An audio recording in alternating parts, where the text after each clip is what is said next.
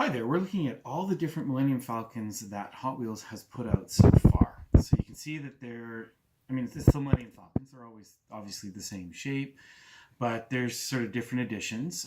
They often repackage them again and again, so I'm not really looking at that, more at the Millennium Falcons that are a little bit different than each other.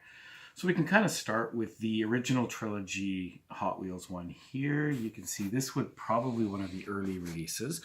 One of the big differences, got the round dish, and on the side here by the cockpit, the first ones that came out came with only the one little window that you can see here.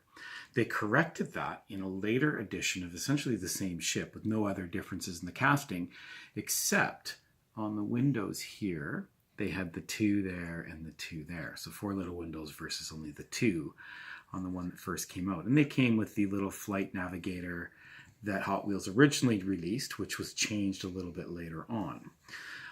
When Force Awakens came out, they came out with the Force Awakens ship, which isn't really any different than the original, other than it had the rectangular dish, which is mobile. You can move it around a little bit. And like most of these sort of standard castings, this is a metal top with a plastic bottom, came with the flight navigator. Now this particular one, for whatever reason, I just noticed this morning, has a little bit of a paint defect on the front. So we can see that I've got another version which doesn't have that. So other than that, they're essentially the same castings as the one with the round dish, other than it has the rectangular one to go with the Force Awakens. Also with the Force Awakens, they came up with these blast attack packs, and you can see, kind of cool, it comes on a slightly different flight navigator stand. It has the little missiles that you can shoot, whee, just like that. The really cool part about this particular one is they changed the paint job and gave it a lot of sort of battle damage, that sort of thing. Still got the mobile rectangular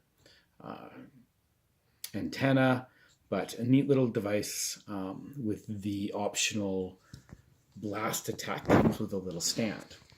Now, soon after that, a special edition by HotWheels.com came out. So this is the packaging that it comes in. You can see a much more detailed paint job. So this would be the packaging, it's nicely displayed. I also have it out.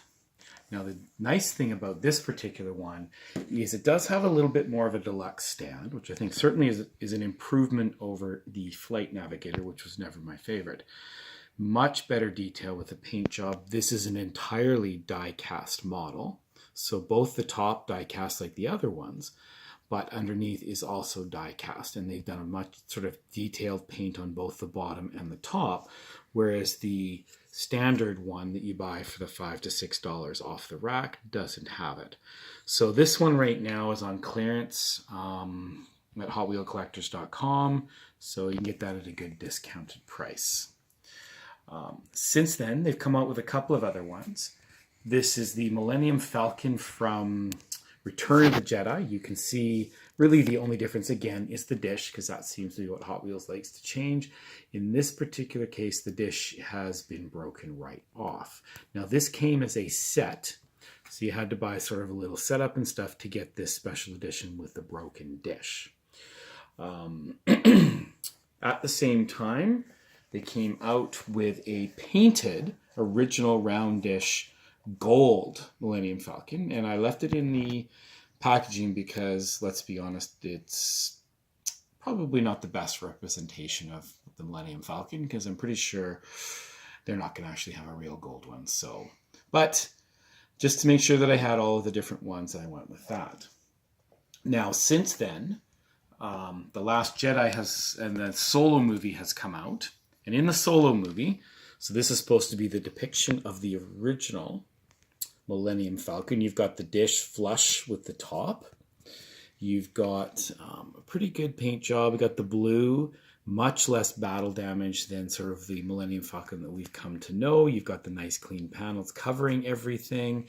You've even got the optional sort of emergency pod attached to the front in between the mandibles. Nice clean job. Nice to see them doing a different casting. sort of, you can see the contrast from after Han Solo took over, with the round dish being propped up and stuck versus in a nice thing. All the panels and everything on there to give it a much different, sort of more beat up kind of look. Since then, Hot Wheels has introduced their Elite line, and this would be the last sort of casting that Hot Wheels has put out of the Millennium Falcon. And I've done this in a different review, but you can change the dishes. The cockpit opens to show some pilots. And see if we can get this. There we go. So you can see some Han Solo and Chewbacca sitting in there. So that kind of wraps up everything, and I'll put everything back.